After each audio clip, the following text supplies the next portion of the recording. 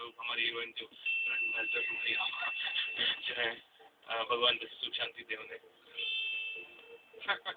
और जब देखो करण करण करती रहती है, पता नहीं क्यों। It's a faux pas on your behalf। तो आभा जो है उन्हें जाके बोलती है कि आप टोस्ट खाएंगी, तो आभा उनको टोस्ट की लालच के बहाने अंदर लेके जा रही है।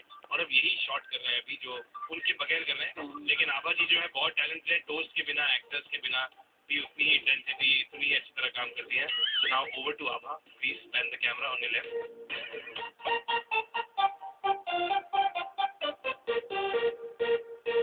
आज मैं सबके लिए पुलाव लेकर आई थी ना, इसीलिए आज आप आने वाली थी, इसलिए मैंने जानबूझकर सबको इतना अच्छा अच्छा पुलाव खिलाया था कि सब अच्छी अच्छी बातें करें। वही जो प्लीज प्लीज पीछे जो पहली बार करे थे, प्रॉपर इंटरव्यू दिया है और उस पर आप यकीन ही नहीं करेंगे, वही बात हो गई। मैं क्या फॉर्मेलिटी वार्म अप कर रहे थे आप?